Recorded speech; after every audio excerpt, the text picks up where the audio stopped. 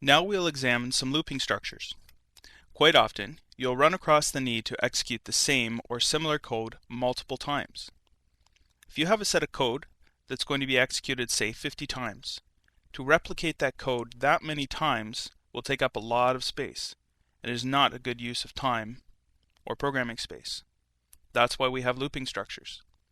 The first one we'll examine is the while structure. The while structure executes as long as the conditional statement evaluates as true.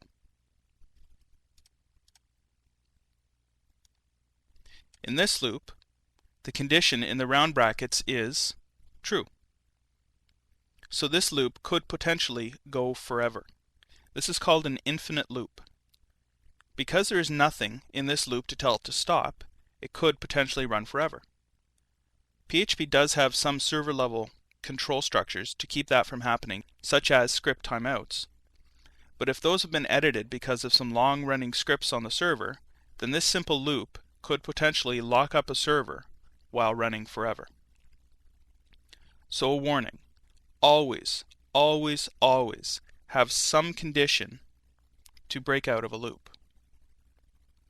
If you do not include a breakout right within the loop, using the break statement, which we'll go over a little bit later, make sure that the condition will at some point evaluate to false.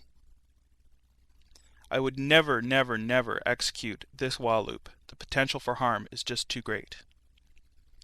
Example 2 here is also an example of an infinite loop.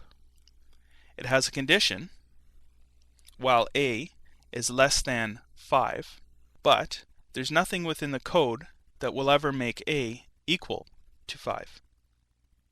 Therefore, we have an infinite loop. Example 3 is the first loop that we can actually run in a browser. It will execute this block of code as long as the value of a is less than 10. Here, we have a incrementing every time a loop happens. So the first time through, a has no value.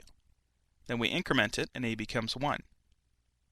Then we print 1 and a becomes 2. And we loop again because every time this condition is being executed. A is 1, that's less than 10, execute this.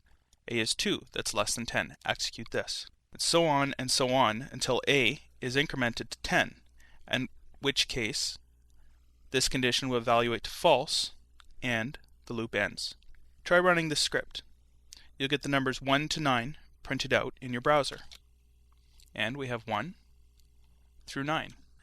The while loop is one way you can loop through a number of iterations, but there are a couple other looping structures we'll examine in this chapter. The while loop, though, is the one you'll find yourself using most often when you'll need to loop through a set of code or instructions.